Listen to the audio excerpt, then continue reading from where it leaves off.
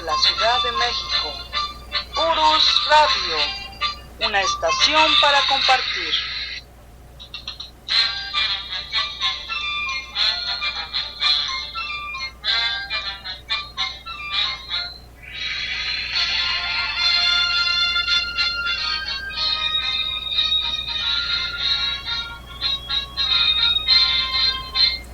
Hola, ¿qué tal? ¿Cómo están? Muy buenas noches.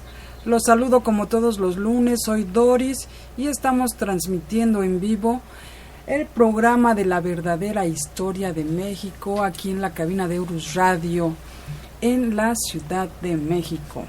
Y pues el día de hoy estamos a 27 de abril de 2015, ya a unos días de el Día del Niño. Profesor, ¿cómo está? Buenas noches. Licenciada, ¿cómo está usted? Buenas noches. Bueno, vamos de festejo en festejo, el Día del Niño, posteriormente el 1 de mayo, sí, el Día del Trabajo, 5 de mayo, la conmemoración de la heroica batalla de Puebla. Así es. Y 10 de mayo, Día de las Madres, 15 de mayo, Día del Maestro. Sí. Licenciada, vamos de festejo en festejo. Sí, así es, profesora, así es que vamos a tener muchas fuerzas para festejar todo esto. Bueno, este día vamos a continuar con un tema que estaba pendiente, que es las cárceles en México. Y bueno, el profesor nos va a platicar algunas otras historias. Por favor, profesor, si está ya listo. Pues sí, licenciada, es un tema, ¿qué le podría decir? A mí en lo particular me provoca tristeza hablar de las cárceles en México, o de las cárceles históricas en México, licenciada. Quiero aprovechar antes de iniciar el programa para enviarle un saludo a nuestra amiga Marisela, que nos está escuchando. Nos llegó un mensaje de texto donde nos dice: los estoy escuchando, saludos para nuestra querida amiga Marisela. Saludos. Y bueno, licenciada, antes de iniciar con el tema, yo lo quiero compartir, sí, porque creo que aquí en Urus Radio hemos mostrado ese cariño, ese amor que le tenemos a México, y las personas que nos escuchan, que nos han estado acompañando ya por 2 años, licenciada, prácticamente, sí, han mostrado también ese interés, ese cariño por nuestras raíces. La noticia verdaderamente impactante de esta semana a nivel histórico, licenciada: usted sabe que se están haciendo excavaciones debajo de la pirámide de Quetzalcóatl en Teotihuacán. Así es. Ya hemos hablado de ello en un radio, de que pues es un gran descubrimiento arqueológico, pero de veras gran descubrimiento, el hecho de que se esté utilizando un robot construido por un ingeniero del Instituto Politécnico Nacional, para que penetrara en este subterráneo, licenciada. Platicamos cómo fue que se dio el descubrimiento de este túnel y bueno, las expectativas que hay. Esto es una labor, la labor arqueológica lleva años, licenciada, de estar excavando, pero literal, milímetro por milímetro, estar protegiendo las piezas que se van encontrando, porque con un cambio brusco de temperatura se pueden convertir en polvo en un instante. En fin, es una labor gigantesca. Pero el descubrimiento esta semana que nos deja a todos los aficionados de la historia de veras sorprendidos, como usted lo dice, es que están llegando al final de la bóveda que se encontró, aunque se sabe que hay bóvedas a los costados, pero la bóveda principal, que es un pasillo muy grande, se está llegando al final. Y lo que encontraron, licenciada, y lo dijeron esta semana, fue mercurio líquido. Sí. Esto es, pero una gran cantidad. Se ha encontrado mercurio, ¿sí? Mercurio líquido en algunas tumbas en la zona maya. Pero digamos que ha sido poca la cantidad comparado con lo que comentan los arqueólogos que encontraron, ¿sí? Que pudiera asemejar una especie de lago, una especie de río, ¿sí? Para poder cruzar hacia el inframundo. Pero ahora vale la pena mencionar, el mercurio es un metal líquido, licenciada, y es muy peligroso. A 40 grados de temperatura comienza a evaporarse. Y esas pequeñas partículas de vapor de mercurio son altamente venenosas, ¿sí? Sabemos que allá abajo están trabajando los arqueólogos en una temperatura bastante elevada, por lo sofocado que es el ambiente. De hecho, están oxigenándose, ¿sí? Y tuvieron que suspender la excavación para traer equipo especial para protegerse, porque repito, es altamente venenoso. Entonces tienen que proteger la piel, ojos, o sea, todo el cuerpo se lo tienen que proteger. Pudiera ser, yo no dudo ni tantito con esa imaginación a veces desbordada que tenemos, que vayan a decir que es una especie de trampa, ¿sí? Como procuraban poner en las tumbas egipcias, como esas leyendas de la tumba de Tutankamen, etcétera, de que mueren aquellos que penetran en la tumba, que porque colocaban ciertos polvos que eran venenosos, en fin. No dudo que pronto escuchemos esa versión, no lo dudo.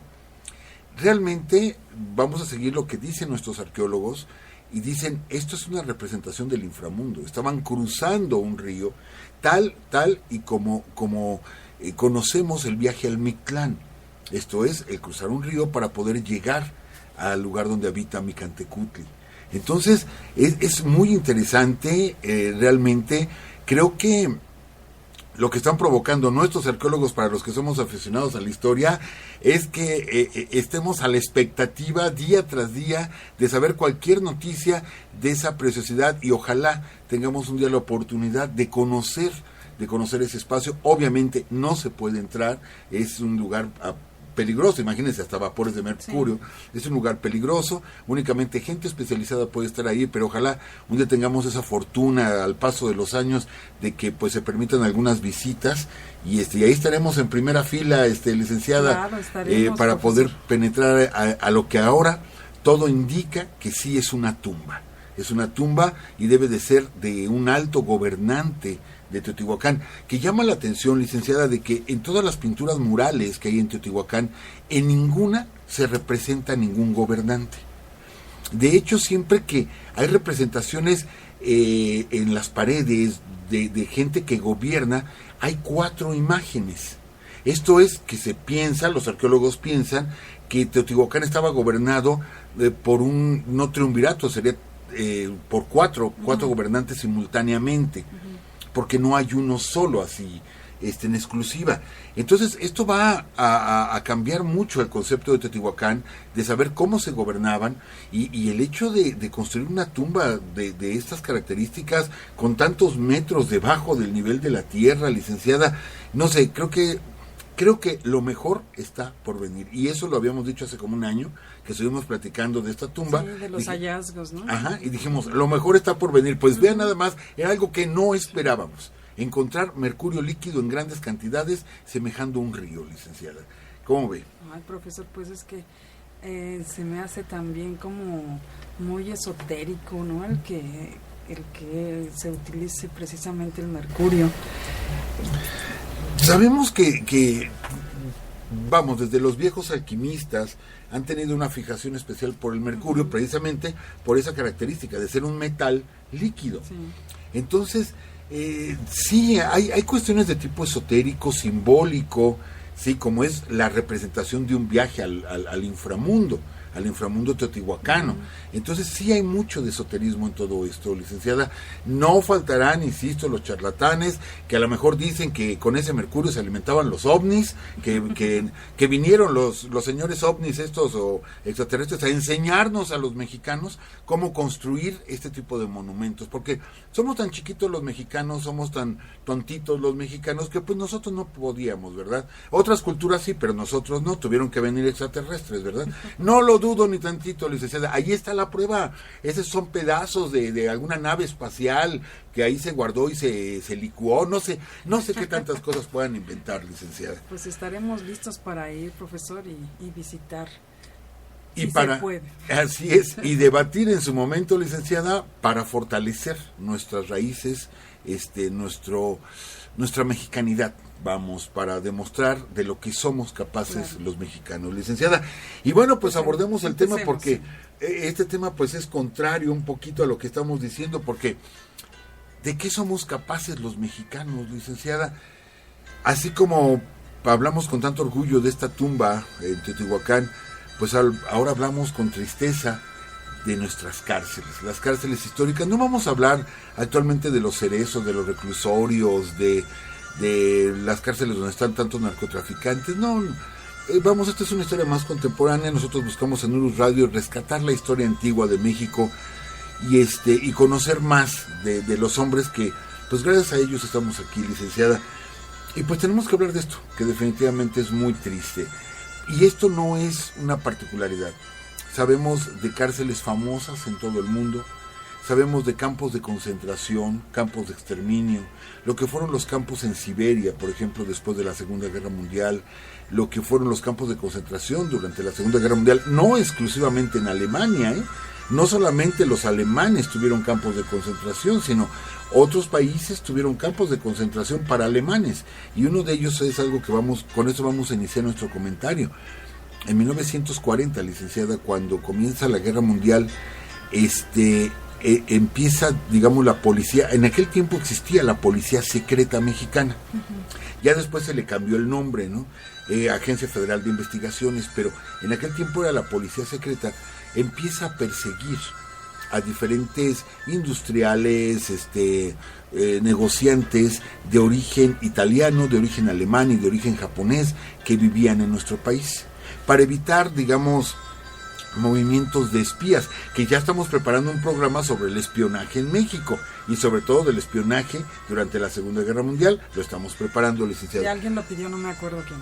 Sí. Bueno, entonces, licenciada, en Perote, ¿sí?, en el fuerte de Perote, que muchas veces fue utilizado como una prisión, se convirtió en 1943 en un campo de concentración.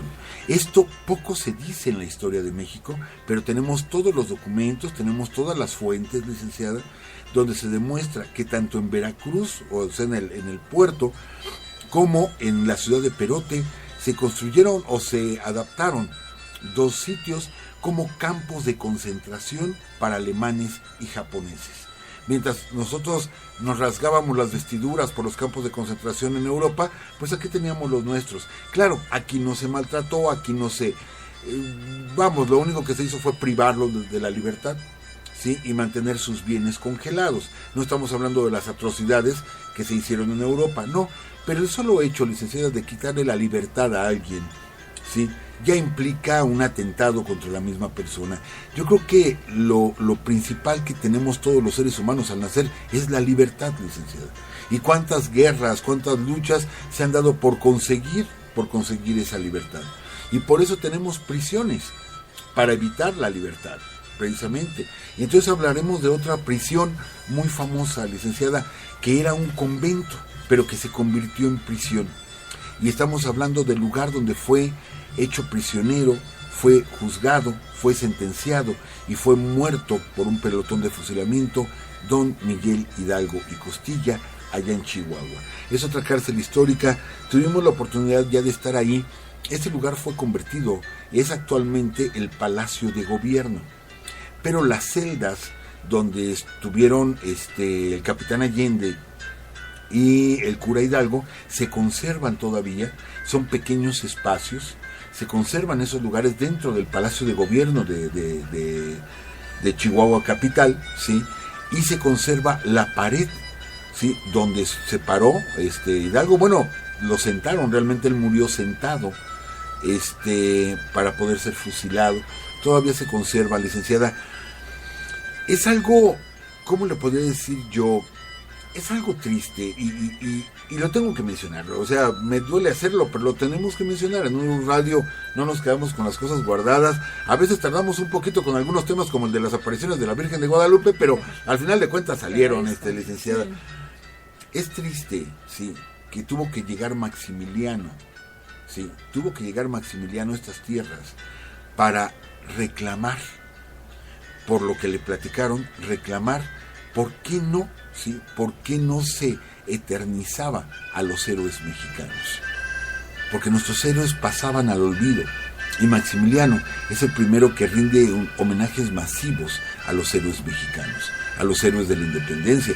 Sabemos, y ya lo narramos aquí, que el primer grito como tal, no festejo, grito de independencia, lo da precisamente Maximiliano en la casa de Hidalgo, mientras que Juárez estaba haciendo un brindis en pleno desierto, Sí, porque antes se acostumbraba un brindis.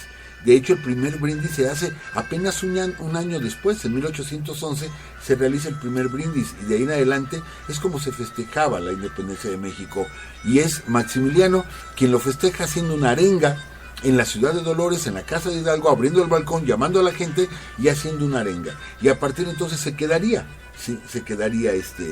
licenciada. Pero bueno, esta parte del tema salió a raíz de eso, de la prisión donde muere Miguel Hidalgo y Costilla, licenciada, que es otra prisión histórica de nuestro país.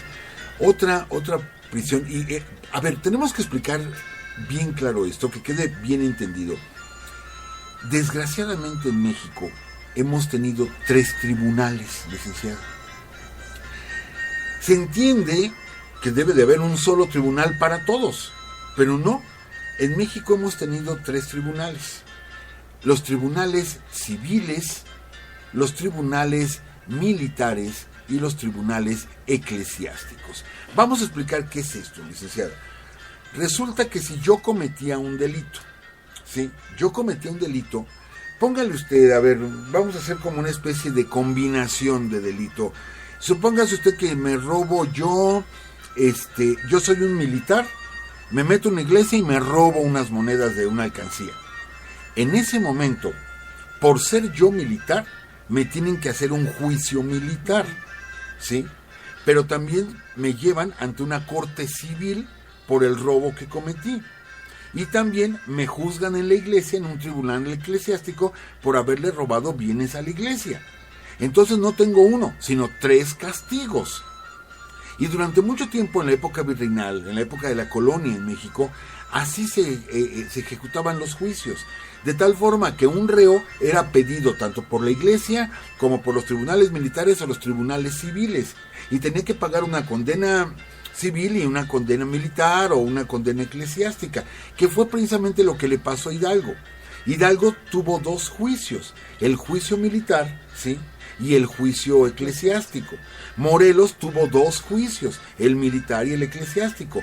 En ambos lo condenaron, entonces paga una condena por uno y paga una condena por el otro. Entonces, como que se nos duplica, ¿no, licenciada? Como demasiado. Que demasiado. Aparte, yo entiendo que las autoridades civiles, ¿sí?, o sea, en este caso quien gobierna, puede ejercer, esta justicia y tener elementos para que se imponga la justicia en México. Pero ¿quién le da el derecho a la iglesia de juzgarme por ellos mismos? ¿O quién le da el derecho al ejército de juzgarme por ellos mismos?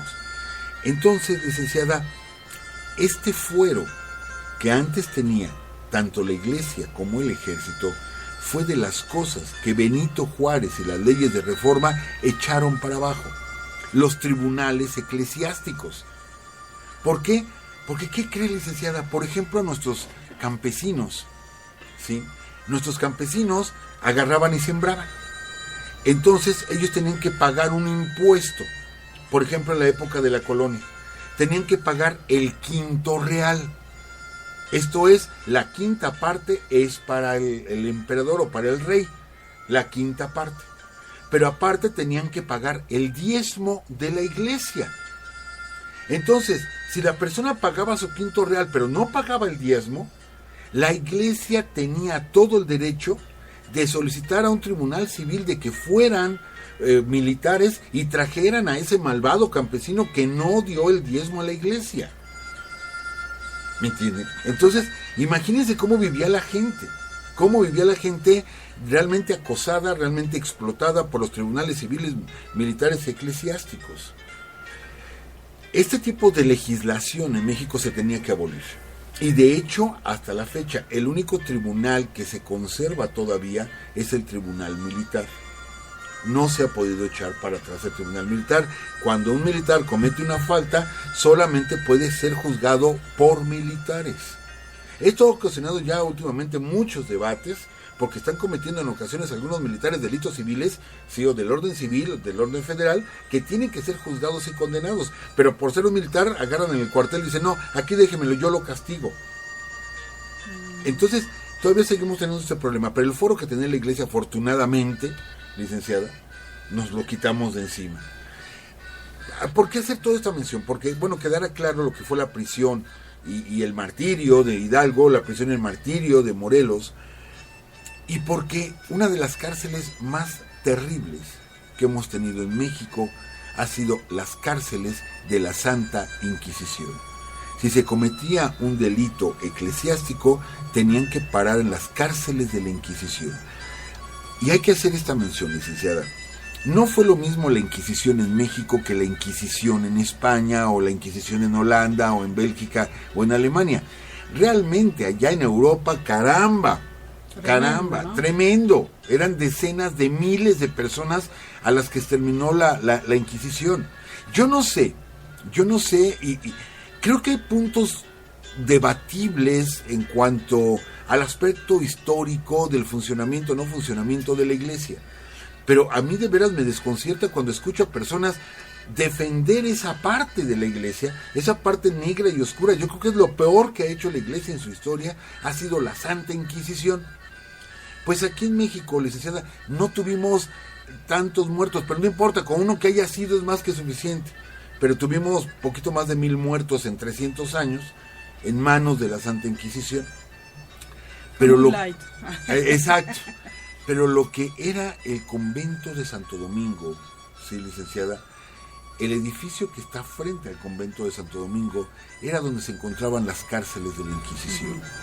Y bueno, ellos sabían hacer su trabajo, licenciada. Sabían hacerlo porque ellos apresaban a la gente acusada de herejía, de judaizante, ¿sí?, de satánico, de sodomita. Sodomita se les llamaba a los homosexuales. Judaizante era los que hacían prácticas judías. Y así por el estilo. Y se hacía todo un gran espectáculo. Sobre todo cuando eran ya condenados. Se les colocaba un atuendo que se le conocía como el San Benito, para que San Benito se apiadara de ellos. De hecho, aquí en la Ciudad de México tuvimos 2 lugares donde se hacían las ejecuciones de la Santa Inquisición. Uno de ellos, la Picota, que estaba exactamente enfrente de la puerta principal del Palacio Virreinal. Ahí por donde ahora sale el presidente, del grito, allá abajito estaba la horca, y ahí cientos de personas fallecieron en la horca que estaba en la Picota, que estaba precisamente ahí enfrente del Palacio Virreinal. Y la otra se encontraba en un costado de la Alameda Central, muy cerca de lo que ahora es el Metro Hidalgo, donde está la Pinacoteca Virreinal.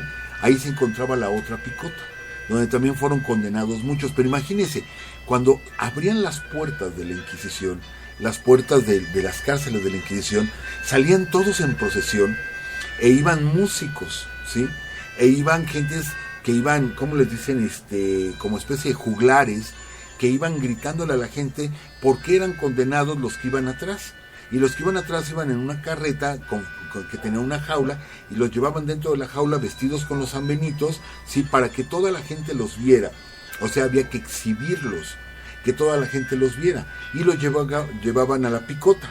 Algunos, la Picota la convirtieron, ¿sí?, en una hoguera, como cuando la Inquisición condenó y juzgó a estos nobles tlaxcaltecas por seguir adorando a sus ídolos. La orden fue quemarlos vivos, y se les quemó delante de todos como escarmiento.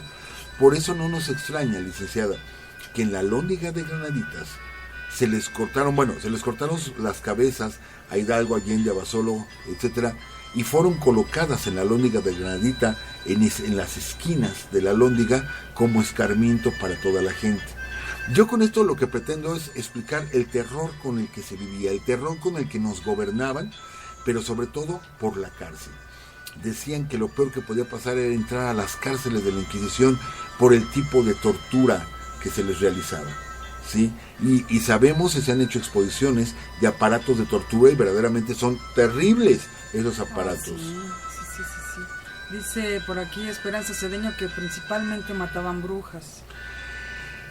Sí hubo un buen tiempo de cacería de brujas, que eran acusadas muchas mujeres de brujería, y válgame el comentario, pero había mujeres que conservaban su belleza, y en ese momento, por conservar su belleza, pues eran acusadas de que tenían pacto con el diablo, pacto con Satanás, Sí, que por eso estaban jóvenes y bellas, cuando lo más seguro es que no aceptaron una proposición indecorosa de algún noble de la corona o hasta de algún ministro religioso, y por lo mismo pues ahora te condeno como bruja, ¿no? En ese terror se vivía, licenciada. Como comentábamos en la primera parte de las cárceles en México, los mexicas no conocían las cárceles. Ese concepto llega a México directamente con Cortés. Y podemos decir que la primera cárcel es lo que ahora es el edificio de la delegación Coyoacán, que era un costado de las casas de Hernán Cortés, porque ahí tuvieron preso precisamente a Cuauhtémoc y a Teclepa-Quetzal. Pero ya como una cárcel, licenciada. Insisto, ese concepto no se conocía en México. Las cárceles y todo lo que ello conlleva llegaron con Hernán Cortés.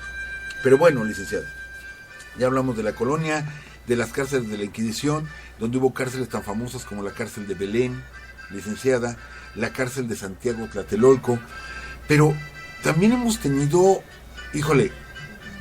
platicamos de lo que fue el Palacio Negro de Lecumberri, construido por Porfirio Díaz, la primera estructura que se hace en México carcelaria, donde la torre de vigía está en el centro para poder observar absolutamente todos los pasillos. Desde una torre se mantenía el control de todos los pasillos y puertas de toda la cárcel. Actualmente es el Archivo General de la Nación. Licenciada, ¿qué no se cuenta de Lecumberri?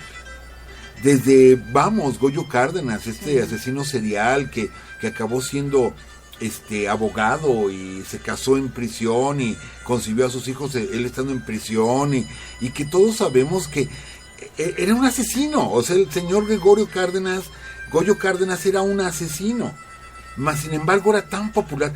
Yo no sé por qué nos pasa eso en México, por qué de pronto hacemos héroes a gente que le hace tanto daño al país, y de pronto Goyo Cárdenas era una celebridad. Y alguna ocasión lo dejaron salir de la cárcel porque quería ir a Oaxaca a visitar a su familia. Y se fue a Oaxaca el señor. Y de pronto alguien acá dijo, oigan, ¿qué les pasa? ¿Cómo dejan salir a Goyo Cárdenas? Y se fueron tras de él, lo agarraron 2 días después, cuando él ya estaba en Oaxaca, y lo acusan de fuga. Y él dice, no me fugué, me dieron permiso de venir a ver a mi familia y ya voy de regreso a la cárcel. A ese grado, licenciada, que no tenemos como que el concepto claro de lo que significa una cárcel, ¿sí? Y que sabemos que en México las cárceles no están hechas para regenerar a nadie, licenciada. Únicamente nos han servido en su gran mayoría como manera de represión. ¿Qué podemos decir de San Juan de Ulúa, donde hasta el mismo Benito Juárez estuvo preso? ¿Por qué? Pues por sus ideales, simplemente por eso, licenciada. Y aquí vamos a hablar de un tema que es de lo más cruento.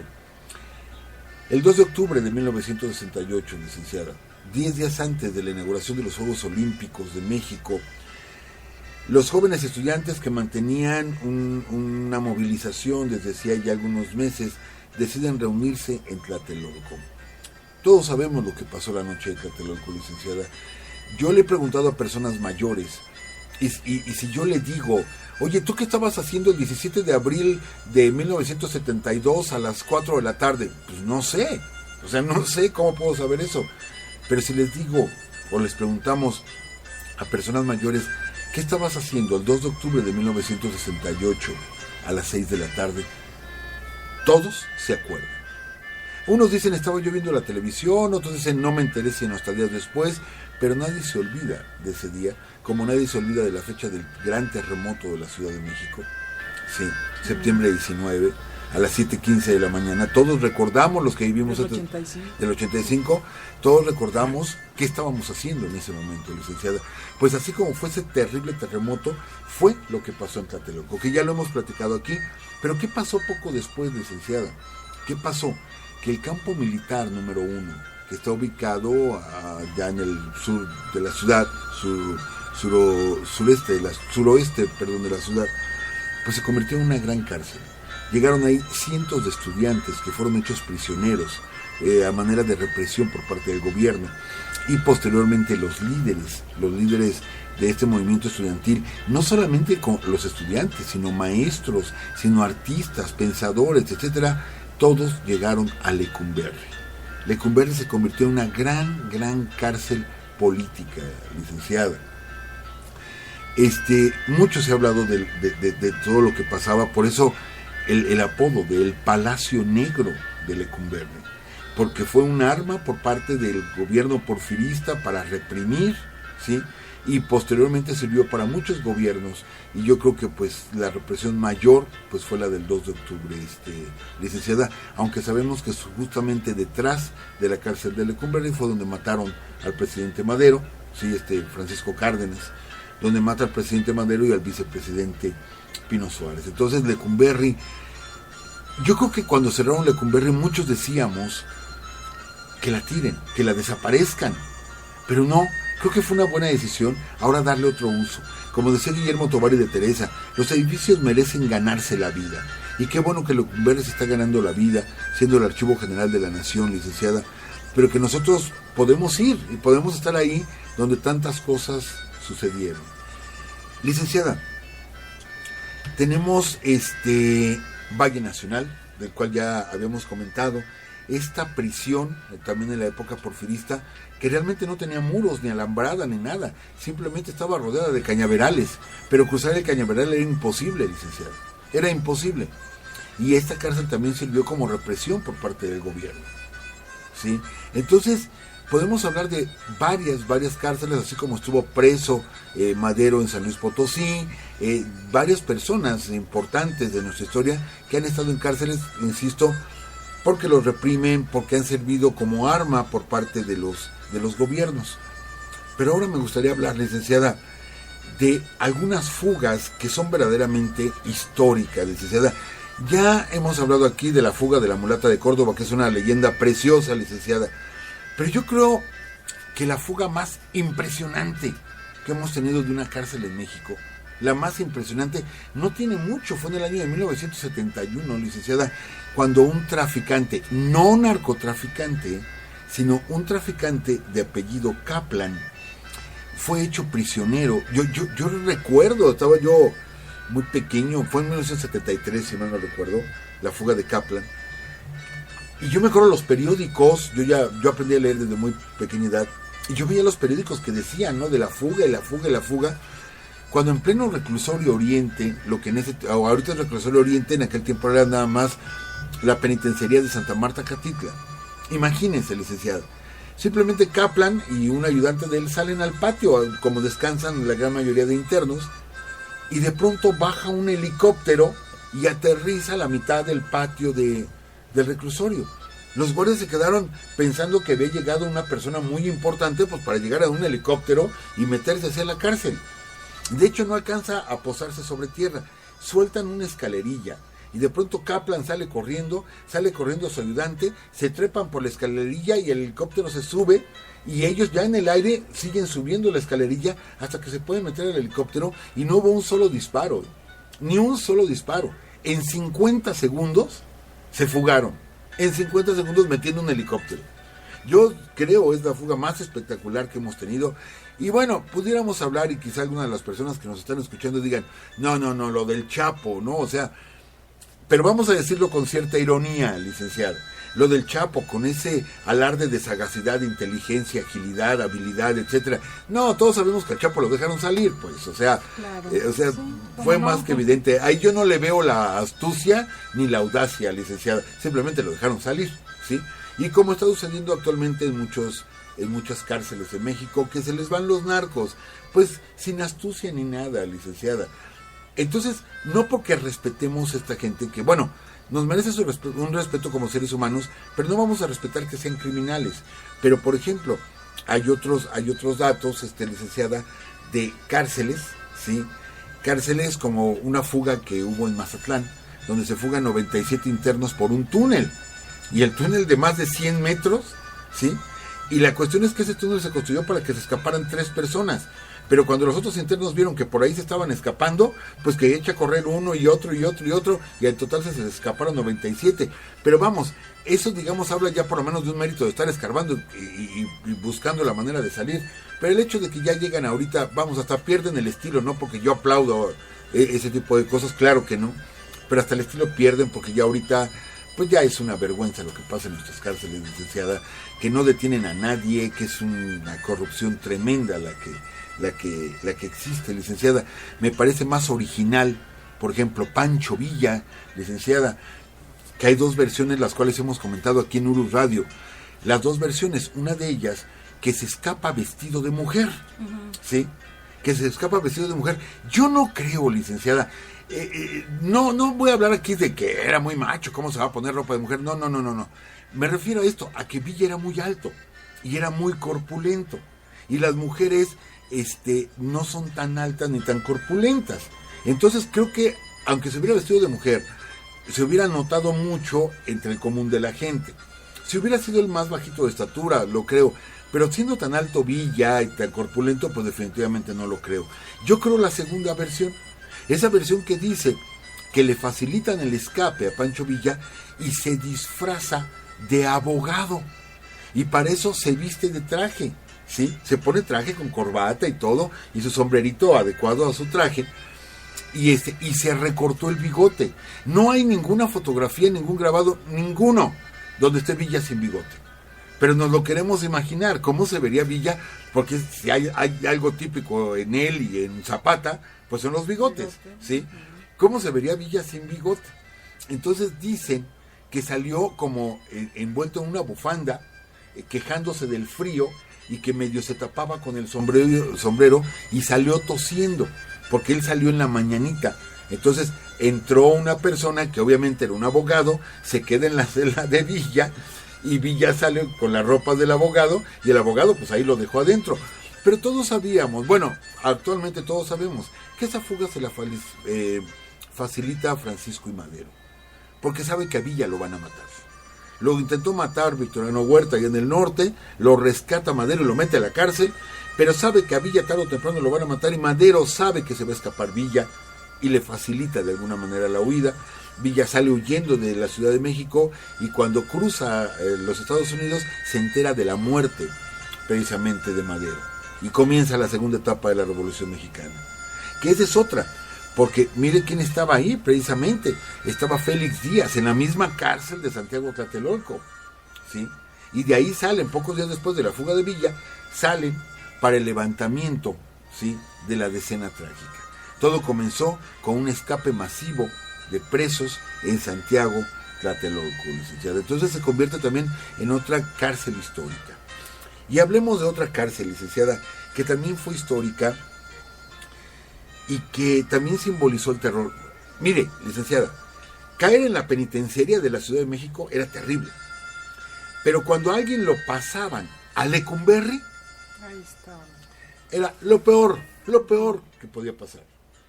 Pero todavía era peor que lo mandaran a San Juan de Ulúa, a las tinajas de San Juan de Ulúa. Todavía era peor que estar en Lecumberri. Y por eso el puente que unía a tierra a la isla de San Juan de Ulúa se llamaba el Puente de los Suspiros, porque ahí la gente suspiraba por última vez, porque decían, yo de aquí no voy a salir vivo. Pero ¿qué cree?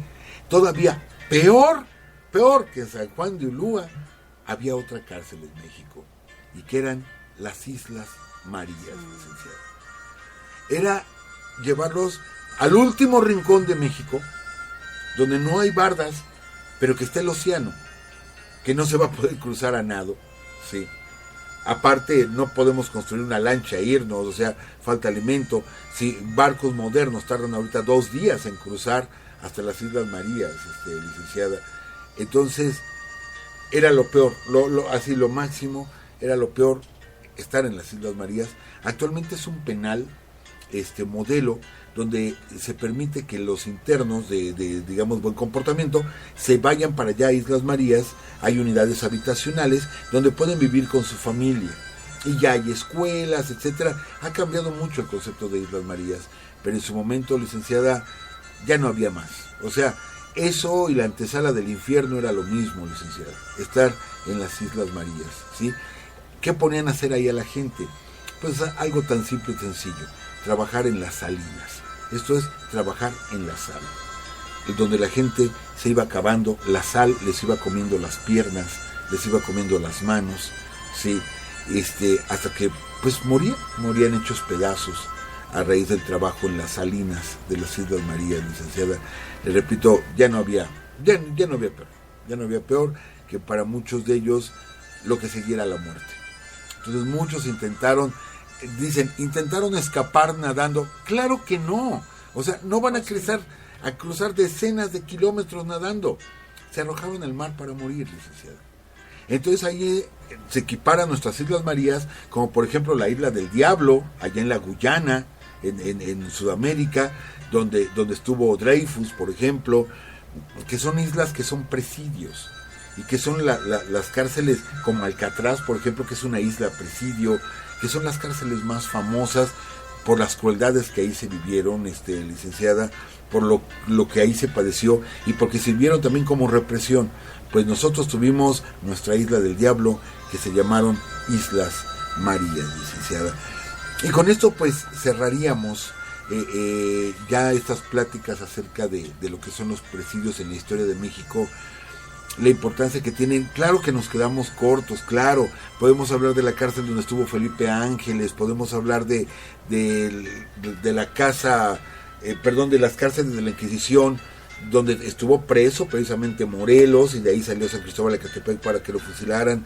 El chiste es, licenciada, que los grandes hombres y nombres de México, en su gran mayoría, estuvieron en las cárceles, licenciada. Sí, a manera, insisto, de represión. Entonces, es una tristeza que México se una a tantos países que utiliza estos lugares no para regenerar a alguien, sí, sino para envilecerlo más todavía, licenciada. ¿Qué le parece? Pues desafortunadamente así es, profesor. Pero bueno, tenemos aquí en el chat a Rodolfo de la Vega Santillán, a Guadalupe Bueno y a Esperanza Cedeño. Rodolfo de la Vega Santillán comenta, dice, Goyo Cárdenas trabajó en la revista Alarma. No tenía yo ese dato, licenciada. Me parece interesante. No sabía que había trabajado para la revista Alarma. Bueno, y también comenta el mismo, dice, profesor, el 13 de junio de 2014 se reforma el Código de Justicia Militar en su artículo 57, que aunque persistían los tribunales militares, estos no juzgarán a los elementos castrenses si es que el delito se comete contra civiles. Fíjese, otro detalle importante que nos comparte el señor de la Vega, entonces ya nos pudimos quitar un tanto de encima estos tribunales militares, licenciada. Los militares ya pueden ser juzgados civilmente por un delito que cometan. Qué bueno, por esto se ha peleado por muchísimos años, muchísimo. Qué bueno que nos informa de esto. A lo mejor muchas veces por estar metidos o enfrascados nada más en la historia se nos pasan detalles como estos y no nos enteramos. Pero qué bueno que nos da luz al respecto. Así es, y muchas gracias por sus aportaciones. Claro. También Esperanza Cedeño dice por ahí, ¿sería peor que la Isla del Diablo? Bueno, está hablando de las Islas Marías. Ajá. Y también tiene otro comentario por acá, dice, judaizante, delito que cometían los judíos que se habían convertido para salvar su vida, pero que en secreto seguían practicando sus ritos. Así es. Pues bueno, ese en sí son todos los comentarios de las personitas que están en el chat. Muchas gracias, no sé si tenga algún comentario al respecto, profesor.